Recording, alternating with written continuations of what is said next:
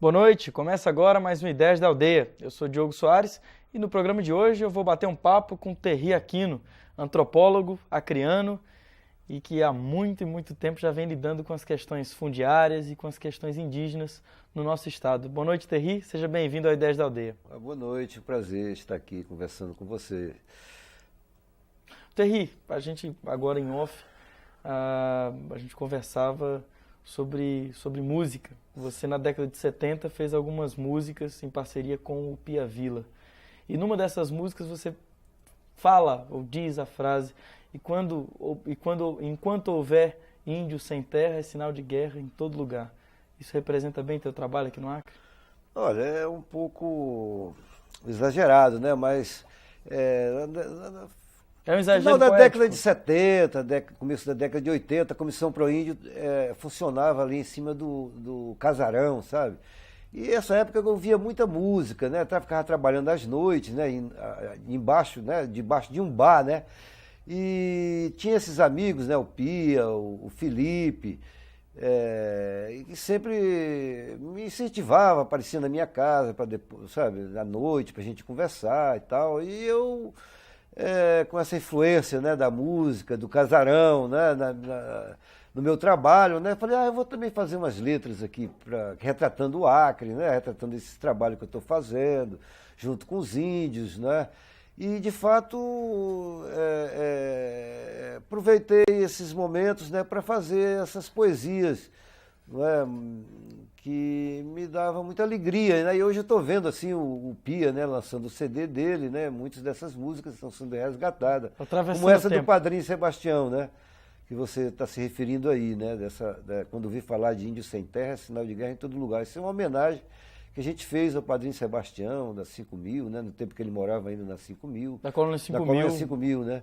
Então a gente fez essa homenagem a ele, porque o Padrinho sempre me inspirou assim a figura de um profeta bíblico, né? Então eu achava que ele era e Antônio Conselheiro é uma coisa nordestina também, um profeta do Nordeste, né? E aí eu quis fazer essa comparação, essa brincadeira, né, com o Padrinho Sebastião, ao mesmo tempo uma homenagem singela a uma figura muito importante aqui, né, na cultura, na religiosidade, né, do Acre. Sobretudo porque levou isso para outros lugares, né, do país, até para fora do Brasil. Né, tem muitas igrejas, né? O Padrinho é uma espécie de São Paulo, né? Eu digo espécie de São Paulo do Daime, né? Do Santo Daime. E levou isso a muito longe, né? A pregação da doutrina, né? E como é que começou, você antropólogo, como é que começou dentro da antropologia o teu interesse pelas questões indígenas? Olha, realmente eu terminei a graduação em 72, né? Eu fiz Sociologia e Política na Universidade Católica do Rio de Janeiro, na PUC, né? Eu saí daqui do Acre muito cedo, com 16 anos, e me deparei numa cidade grande. Enfim, tive que me virar, né? Desde cedo, com muito medo, né? Quando você é muito jovem, assim, deixa a sua família, a sua base afetiva, né? Para enfrentar aquela realidade diferente, né? De forma que, quando eu terminei a graduação, eu estava muito inexperiente ainda, né? Eu não sei nada ainda, terminei a graduação, tenho que estudar mais. Né? Eu acho que o mercado de trabalho que oferecia para a gente era ficar trabalhando em ministério. Eu estava trabalhando, inclusive, no MEC, nessa época que eu me formei. Aí aquilo me dava uma insatisfação tão grande. Poxa, eu estudei tanto, 5 anos, né? Eu fiz 5 anos na minha faculdade. Eu digo, rapaz, eu estudei tantos anos aqui para depois ficar trabalhando numa burocracia dessa. Eu não aguento, não. Isso vai me matar muito cedo e vai me envelhecer. Foi quando você voltou a sua atenção para os movimentos indígenas? Não, quando eu voltei para fazer mestrado, sabe? Eu vou fazer meu mestrado em Brasília, vou estudar mais, sabe? Eu acho que eu estou muito inexperiente, eu preciso me aprofundar mais profissionalmente, né? Foi mais uma vontade, né? E a antropologia começou a tomar conta, né? Eu comecei a trabalhar no Maranhão como assistente de pesquisa de 2 antropólogas, né? A Regina e a Laís, que eram pessoas que estavam fazendo as suas teses de mestrado no Museu Nacional da Universidade Federal do Rio de Janeiro. Eu fui ser assistente de pesquisa dela na Baixada Maranhense. Eu fui registrar o Bumba Meu Boi na Baixada. Gostei muito da experiência, sabe? Assim, nossa, isso aqui é a antropologia que eu ando atrás, sabe? Do trabalho profissional que eu ando atrás, é me meter no meio desse Brasil grande, sobretudo na Amazônia, né? Aí foi aí então que você começou a ter essa relação. Comecei a trabalhar, né, com indígenas. a minha primeira experiência como antropólogo. Não eram indígenas ainda, mas eram descendentes, muito distantes dos índios, eles chamados de caboclos também, lá no Maranhão. No né? Maranhão. É um camponeses, de né? Camponeses. De descendência negra. Negra e indígena, né? Indígena. No Maranhão, né?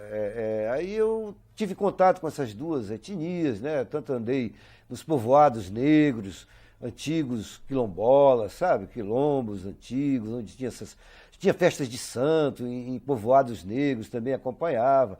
Mas o meu grande trabalho foi com o Bumba Meu Boi. Não é? Isso que me deu essa primeira experiência de campo, não é? De estar em contato com essas populações mais marginalizadas, populações camponesas, indígenas, com tradição indígena, né? Mas aí eu fui, depois dessa experiência, né, de campo, com os camponeses da Baixada Maranhense... Você retornou ao Acre? Eu fui estudar na Universidade de Brasília e já no primeiro ano de mestrado eu já fui ser assistente de um outro antropólogo que estava estudando os ticuna, que é a maior população indígena do Brasil. Né? Hoje os ticunas são mais de, 25 mil, 30 mil índios no Brasil, no Alto Solimões. Aí eu fui trabalhar com o Alto Solimões. Eu fui com uma equipe grande lá, colegas da UNB, né? E tinha uma amiga minha, a Vera, que também viajou comigo nesse estudo que o antropólogo João Pacheco de Oliveira Filho estava fazendo com os ticuna, né? Começando a sua tese de mestrado, depois terminou o doutorado também com esse povo, ticuna. E logo a primeira viagem que ele fez, né, com os ticunas, eu já fui ser assistente de pesquisa dele. Gostei muito mais. Essa minha amiga Vera disse assim: Terry, eu acho que o teu trabalho é aí no campo. Porque tu se transforma, tu fica uma pessoa muito feliz, tu fica uma pessoa muito leve. Não é? Eu acho que pensa bem se teu trabalho não é realmente, não para ficar em gabinete, não para ficar em universidade, mas para trabalhar mesmo diretamente com essas populações indígenas, né? Mas eu acho que por aí é o teu caminho. Ela me deu esse toque, né? E eu achei muita graça, né? Quando ela falou isso. Você acabou enveredando por esse caminho. Aí acabou, sabe, enveredando por aí, porque no outro ano já vim para o Acre pela primeira vez. Né? Tive essa experiência com os ticuna, com o João Pacheco e a Vera e a Marisa, outra pessoa. Né? Aí depois já vim, o governador do Acre era 75, né? O governador do Acre era o Geraldo Mesquita, o professor Geraldo Mesquita. E o professor Geraldo Mesquita tinha comprado um seringal em Feijó para distribuir para população de ex-seringueiros, né? Que desceram dos altos rios. Nessa época, a atividade gomífera da borracha estava muito em decadência, como está hoje. Não é? E o seringueiro estava abandonando, e os paulistas, não é? Até fala na música do Pia, né? Os paulistas estavam comprando muitas terras, ou compraram muitas terras. Metade do Acre já tinha sido vendida. Né? Sulista capitalista de berro de boi? De berro de boi. Não é? Então, e compraram assim... Grupos assim como a Paraná, que comprou 450 mil hectares de floresta, era dona de rios inteiros, de matas inteiras, inclusive com populações indígenas dentro. Os Yawanawá, que você entrevistou o Joaquim há pouco, né? Eles viviam lá como escravos da Paraná, que a Paraná que tinha comprado a floresta com os índios dentro, não sabia o que fazer com os índios. E entendeu? não só com os índios, com os seringueiros. E com os seringueiros também. Não é? Então... o governador Geraldo Mesquita estava preocupado com essa situação do Estado, essa mudança na estrutura fundiária, e os índios estavam sem direito a nada, simplesmente faziam parte da natureza, não é? Quando compravam, né, essas terras. E normalmente procuravam fazer alguma pressão para os índios saírem dali, né, desocupar a área. Né, e eles queriam especular com essa terra. Né, então aquilo ali me impressionou muito, não é, de estar andando. Primeiro, por essa demanda dessa carta do governador Geraldo Mesquita para a presidência da FUNAI, alertando, né, que os índios estavam ficando marginalizados nessas transformações fundiárias que estavam passando o Acre, e que o próprio governo do Acre tinha comprado um seringal para colocar esses seringueiros que estavam vindo, o seringal Liege, de frente de Feijó, não é? Ali onde está também os Xanenauá, né, naquela época se chamava catuquina, se chamava de catuquina, né? Hoje eles estão se chamando de xanenal. Eles não aceitaram que o governador desse lotes familiares, sabe? Eles queriam lotes coletivos. A organização né? era completamente diferente. Então, completamente diferente. Eles ali eram um povo, ali era uma comunidade, ali não eram famílias, entendeu? Para você fazer lotes. Então, desde o começo, os índios queriam propriedades coletivas, que contemplassem o conjunto da sua população, o conjunto da sua aldeia. Deixa eu te perguntar, então, isso aconteceu nessa época, na época de 75, a década de 70 marcou o Acre com grandes transformações sociais. Agora, de lá até os dias de hoje, quais foram as principais mudanças com relação à gestão de terras? Olha, então, nessa época os índios, né, há 30 anos atrás, exatamente 30 anos atrás, 75 nós estamos em 2005, né? Há 30 anos atrás não havia sequer uma terra, né, aqui para os índios, né? Os índios viviam nos seringais, viviam nas colocações de centro. Até para viver na floresta tinha que pagar renda. Né? O patrão, para poder ficar morando na floresta, para poder morar na sua terra tradicional. Não é? Eles tinham que pagar renda aos patrões. Então eram populações destituídas de direitos. Não é? Eles não tinham direito nem sequer a ser reconhecido como índio. O próprio governo do Acre não sabia que existia índio, a FUNAI também não sabia que existia índio. Aí eles foram lá na Universidade de Brasília me chamar para fazer os primeiros levantamentos populacionais, né, demográficos, situação socioeconômica que vivia esses índios, situação de terra, qual é a situação de saúde, de educação, né, para essas populações. Não é? Então eu encontrei uma população totalmente inserida em seringal, sem direitos a nada, sem direitos territoriais. E começou, o trabalho da FUNAI foi importante aqui, há 30 anos também a FUNAI chegou aqui. Não é? Nessa mesma época, quando eu viajei para o Ivira, Tarauacá, Jordão, Muru, Humaitá, Breu, né? Eu estava fazendo esses levantamentos, né, socioeconômicos e demográficos e territoriais das populações indígenas do Alto Juruá. Quando eu voltei, né, 3 meses depois, eu encontrei o Carvalho, José Porfírio Carvalho, que foi o primeiro representante da FUNAI no Acre, ainda na ajudância da FUNAI do Acre, chamada Jacre. Não é? Já cheguei ele aqui, aí eu fiquei preocupado porque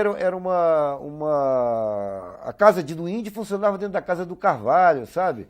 Era uma coisa muito precária. Eu fui falar com a minha mãe. Minha mãe, alugue aí a casa, uma casinha que a gente tinha, meu avô tinha no bosque, para ser a primeira casa do índio.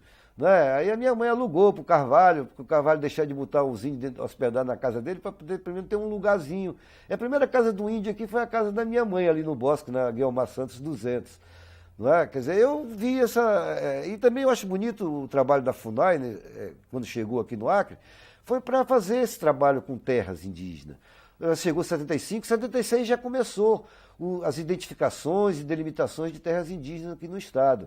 Então o trabalho da FUNAI desde o início foi voltado. E eu, como antropólogo, né, também, além de fazer esses levantamentos preliminares, eu também comecei também a trabalhar nesses processos de identificação e delimitação de terras indígenas aqui no Acre. Não é? Então, eu acho bonito isso, né? Quer dizer, ao longo desses 30 anos, o que a gente tem hoje no Acre? A gente tem 34 terras, nós temos 14 etnias, não é? Uma diversidade, né, de povos indígenas, de culturas. É isso que eu ia te perguntar. Quando a gente, só te interrompendo, quando a gente fala de movimento indigenista, quando a gente fala de os índios do Acre, a gente não tem um povo unificado.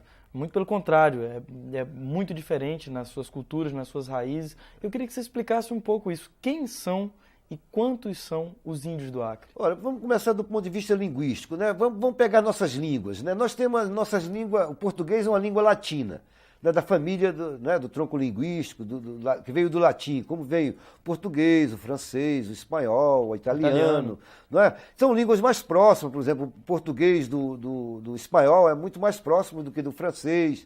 Não é? Entre os índios também, como tem outras línguas anglo-saxões, né? Línguas anglo-saxônicas, né? Tem o inglês, tem o alemão, enfim, outras línguas, né, de lá. Entre os índios aqui também nós temos 2 grandes famílias linguísticas, né, que é os panos e os aruaques. Não é? É como se fossem línguas latinas e línguas anglo-saxões.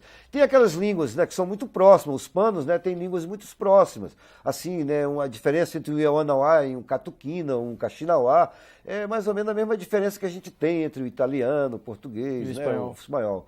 Então, entre esses grupos panos, né, que são os Nauas, né, os Caxinauá, Iauanauá, os Catuquina, os Nuquini, os Poianaua, não é?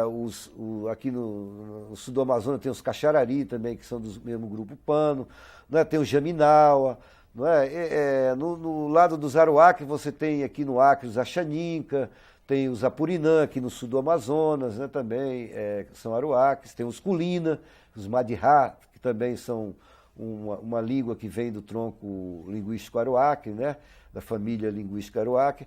Então, existe entre os panos uma cultura que é muito partilhada, sistema de crenças, rituais, mitos, não é muito parecido, né? Parece que eles realmente vieram do mesmo tronco. Não é?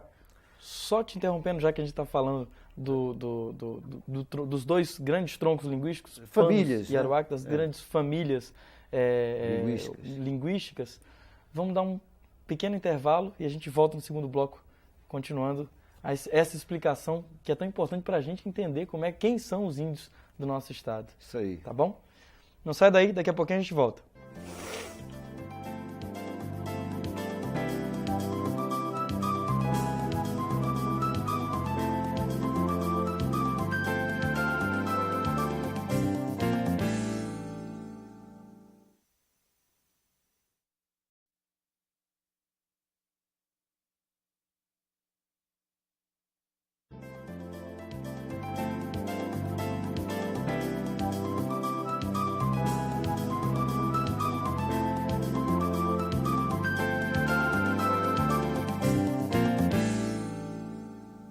Estamos de volta conversando com o antropólogo indigenista Terry Aquino.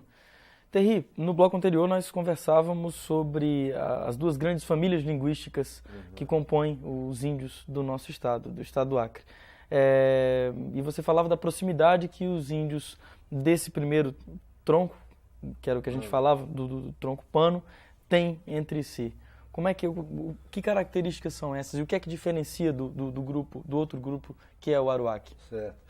Olha, os grupos panos, eles são um povo assim, mais acabocados, assim, são muito espontâneos, muito brincalhões, sabe? São muito engraçados, tem um senso de humor fantástico, entendeu? E são muito livres, falam o que querem, né? Já eu acho os aruaques assim, muito mais centrados, entendeu? Assim, para mim eles são como uns alemães, sabe, assim, mais sérios, não é? Sabe, são mais ritualísticos, não é? São mais pomposos, né? São mais, né? A diferença que eu vejo do Axaninca para um Caxinauá, né? Para um Jaminaua, não é? Os Axanicas são aquelas pessoas, né? Todas bem sérias, né? Estão bem vestidas, estão sempre alinhados, né? Já o outro não, é um Caxinauá, o Jaminaua, aquele cara mais assim, com a cara mais humilde, não é? Mais assim, que você aparentemente parece que não dá muito valor, assim, não é muito diferente das populações rurais, né? Mas, no entanto, sabe, tem a sua língua ainda viva, né? Surpreende muito, né, os panos, né, pela sua riqueza, pela sua humildade, simplicidade. Os panos e os aruacos estão divididos em quantas etnias hoje no estado? Hoje, entre os panos, você tem o Caxinauá, né, que é a maior população indígena do estado, hoje com mais de 5 mil índios. Né, você tem o Jaminau, que é uma grande população também de origem pano. Você tem os Poianaua, que estão mais ou menos concentrados ali em Manso Lima. Não é? Você tem os Nuquini lá na Serra do Moa, lá em cima, né? No Seringal República, já próximo ao Parque Nacional da Serra do Divisor. Você tem os Arara, ali no Cruzeiro do Vale, os Jaminau Arara no Bagé, não é? E os Caxinauá, eles estão, né, assim, dispersos por tem 12 terras indígenas onde o povo Caxinauá está dispersa hoje, né, no estado, né? Talvez... Isso era uma outra questão que eu queria te perguntar. Porque às vezes quando você fala, nós temos 14 etnias no estado, mas temos 32 terras indígenas. 34 terras indígenas. E às vezes causa uma confusão, porque na verdade, existem terras indígenas com a mesma etnia espalhada em vários lugares. Em vários lugares, né? Você, no Kaxinauá, você tem aqui no Purus, a terra indígena Alto Purus, que é a segunda maior terra indígena, né? A primeira é Mamuadate, ali na cabeceira do Iaco, né? Dos Mantinério e Geminawa. Daí você tem terras que são partilhadas por dois grupos. É muito engraçado, né? Essa situação que você vê, por exemplo, nos Mantinério, né? Você tem ali no Iaco, né? Você tem dois povos exatamente dos dois famílias linguísticas, né? Os Geminawa e os Mantinério. Os Mantinério são muito sérios, gostam de caçar muito, sabe? Gostam de... o Geminawa me dizendo assim, olha, Mantinério, você vai na casa, eles só gostam de carne. É o povo da carne, é o povo caçador, não é? Um povo, não é, muito trabalhador. Já o Geminawa é aquele povo mais tranquilo, mais brincalhão, não precisa comer carne todo dia. Eles vão lá, pescam um peixinho, já se satisfaz, gosta de comer o milho dele assado, mesmo milho quando é maduro, aquele milho massa que eles plantam. Não é? O Geminawa é um povo, não é, mais alegre, mais expressivo, sabe? Expansivo. Não é? Já os Mantinérios são reservados. Para você chegar numa casa do Mantinério, para você entrar na casa dele, e precisa ter uma deferência, não é assim você chegando. Geminal não, você já vai entrando, ele já vai te chamando, vem aqui para a cozinha, vem aqui para a sala, sabe? É uma coisa mais bem... Já nos Mantinério não, sabe? Você precisa ser convidado para entrar dentro da casa, sabe? Então você observa muito bem isso quando você viaja no Iaco, né, essas diferenças entre os Mantinério e o Geminal. Você vê essa diferença, por exemplo, entre os Kaxinawá e o Axaninca, no Rio Breu. Não é? Os Kaxinawá também. Normalmente, né, tem uma etnia que se sobrepõe à outra, porque eles são numericamente maiores, né? Aí eles deixam sempre aquela etnia menor já no começo da área, sabe, com um limite de terra menor também. Né? Tem uma certa, né, também uma certa diferenciação entre eles, né? Terrível. Mesmo territorial, que eu quero dizer, né? E era justamente nisso que eu queria tocar. Agora, na diferença que existe entre os povos, existe uma diferença cultural e agora é muito notória também a diferença de organização política de etnia para etnia. Exatamente. Então, por exemplo, você tem os Axaninca, que são de um tronco linguístico, e os Kaxinawá e os Yawanawá, que são de um outro tronco linguístico, mas as três guardam em comum uma característica de serem etnias muito organizadas ou bem organizadas politicamente, até se inserindo na política do mundo branco mesmo. Por que é que algumas etnias têm essa organização mais articulada, mais organizada, e outras não tem tanto, na tua opinião? Exato, às vezes independente do povo, né? Você vê os Axaninca do Amônia, quando se fala Axaninca, sempre tem, embora não se saiba, tem uma referência ao Amônia, não é? Que é onde estão bem organizados, tem a Piltia, que é uma organização muito importante, você tem um secretário, né? A terra do Francisco Pianco, não é? Que lá eles estão extremamente organizados. Não é, em termos de cooperativa, em termos de uma organização que os representa politicamente, em termos de projetos, não é, que estão implantando na sua terra.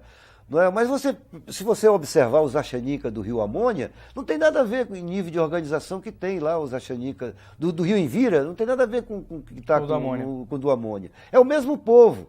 Aí você chega lá no Envira, você vê uma população extremamente desorganizada, e Axaninca também, desorganizada, passando muitas necessidades, estão sobrevivendo com o dinheirinho do INSS, que era o antigo Fundo Rural, né? As aposentadorias dos velhos, não é? Só vive para lá e para cá, para cima e para baixo, sabe? Porque estão sempre fazendo, como chama, cadastramento, novos cadastramentos.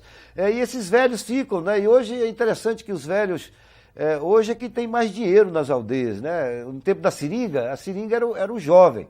O seringueiro sempre foi um jovem indígena ou branco, né? Hoje, quando acabou a seringa, né? De onde é que está vindo os recursos mais para as aldeias, para essas organizações indígenas? Assistência social. Não é? Assistência social, seja aposentadoria, seja de professores, agentes de saúde, que são funcionários, né? Agroflorestais indígenas, também com a nova categoria, né, de funcionários da floresta, né, indígenas que estão surgindo, né, agora, né, inclusive estão lutando para reconhecimento. E eu acho uma das categorias mais importantes que surgiu no Acre nos últimos anos, né?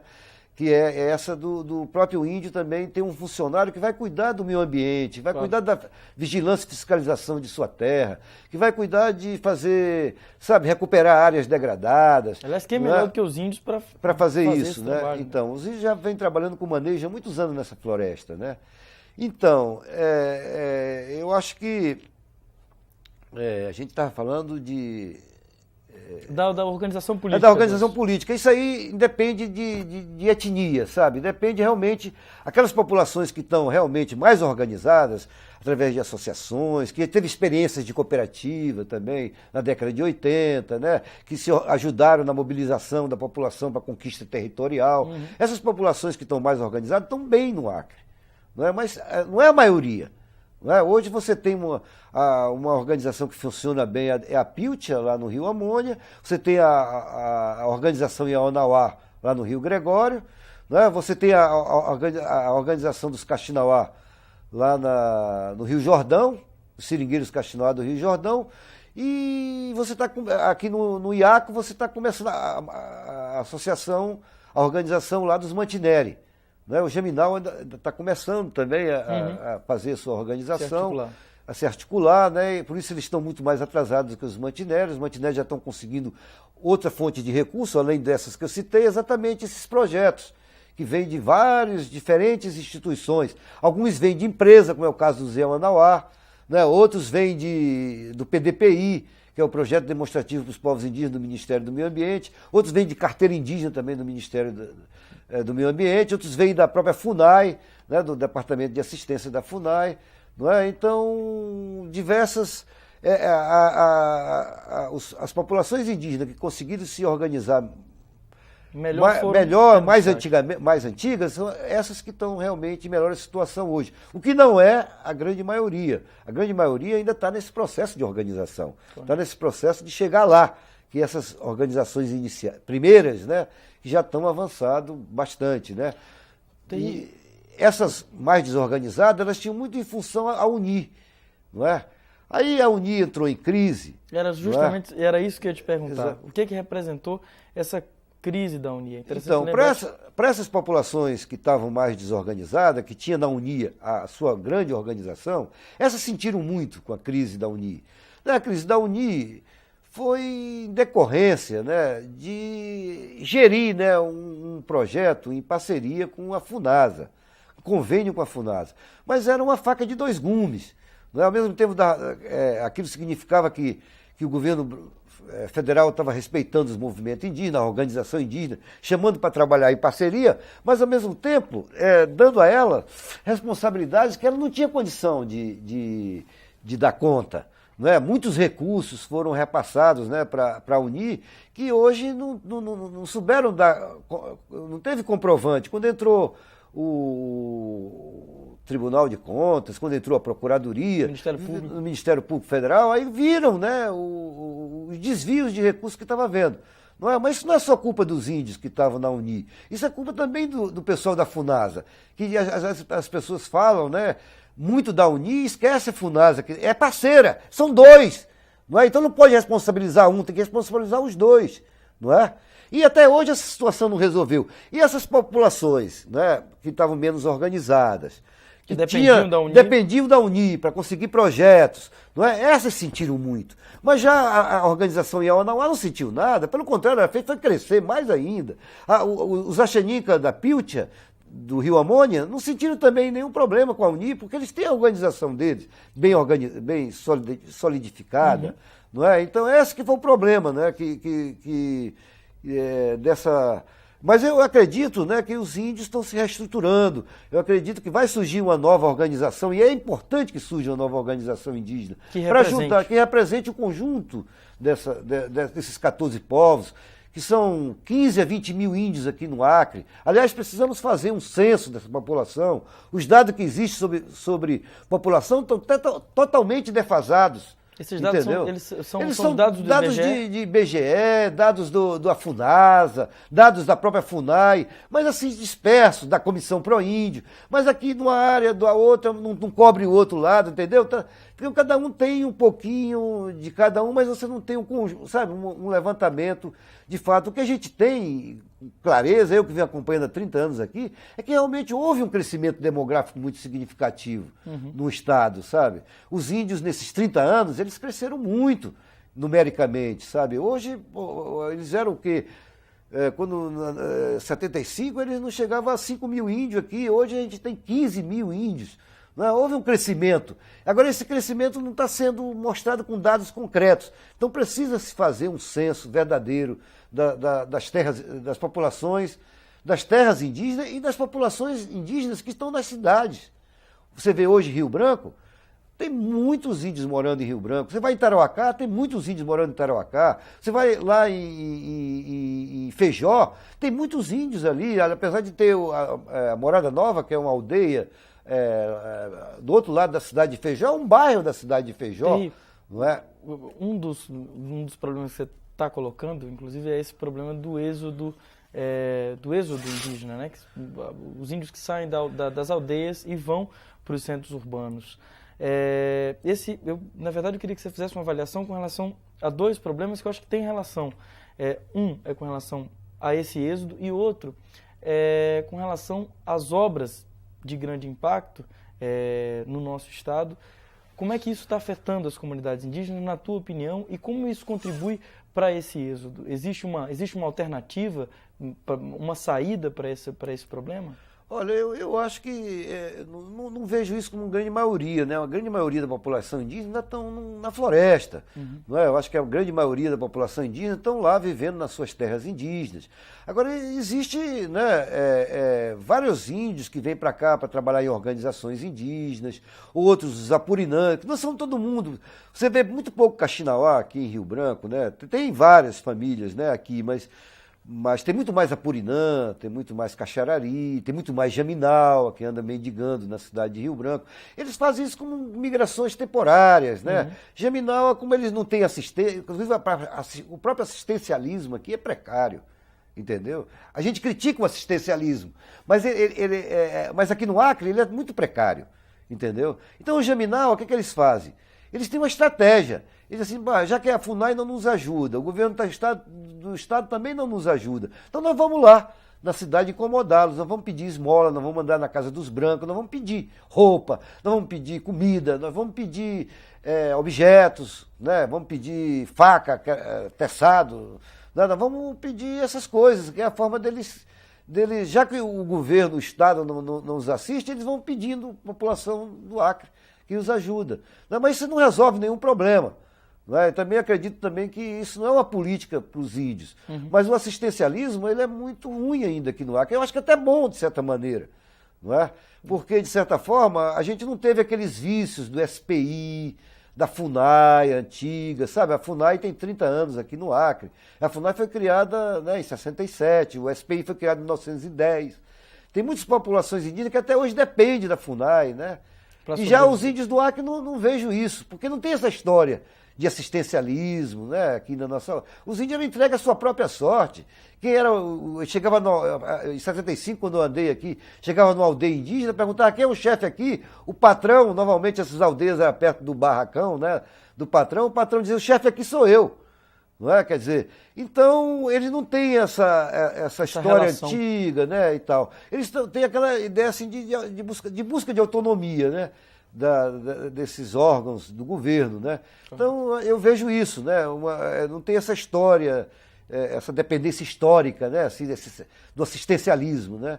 Os índios estão se virando por eles, né, nas suas aldeias, com as maiores precariedades, com as maiores dificuldades. Eu acredito que eles são pessoas muito inventivas, entendeu? Criativas, não é? Em situações mesmo de crise, são capazes de dar respostas criadoras, criativas, como essa que a gente ouviu aqui, o Joaquim Awanauá, há poucos dias, né, falando aqui sobre a experiência da organização em Awanauá, com uso de imagem, com venda de imagens. Eles não estão preocupados em vender o urucum, não, eles estão preocupados em vender a imagem do urucum. Isso que é importante. Eles estão pegando as imagens dele, né, para entrar nesse, como é que o Joaquim chamou, essa coisa mercado do mundo fashion. Do fashion, né? Do fashion, eles querem botar seus desenhos, mas eles não querem fabricar camisa, sabe? Eles querem vender a marca Yamanauá, sabe a inteligência? Eles querem pegar, o Joaquim esqueceu de falar, mas eles também estão negociando com as Havaianas, sandálias desenhadas com motivos Yamanauá, entendeu? Eles querem negociar, eles não vão fabricar a Havaiana, eles vão vender a cultura, sabe? Eles estão vendendo cultura, eles não estão vendendo produto, entendeu? E nem tem fabricando produto. Então, eu acho que isso é uma coisa extremamente criativa, não é? Porque eu acho que é bonito essa coisa da cultura com o ambiente, meio ambiente.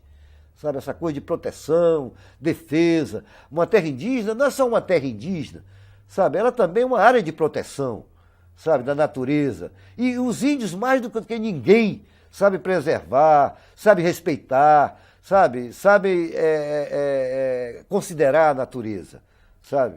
Então, eu acho que isso é bonito, é isso que a gente vê, essa criatividade que alguns grupos do Acre estão mostrando aí, né, para outros grupos, não só do Acre, mas do Brasil inteiro, né? Bacana. Como é que pode, né, também buscar essa nova maneira, juntando o quê? Cultura, né, tradição, com proteção da natureza. Bacana. Né?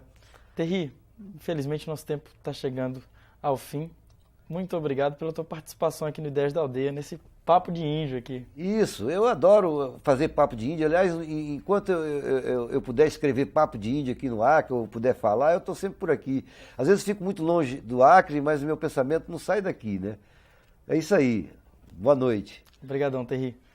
Muito obrigado também aos 22 municípios acreanos que acompanharam esse bate-papo com o Terry Aquino. A gente se vê.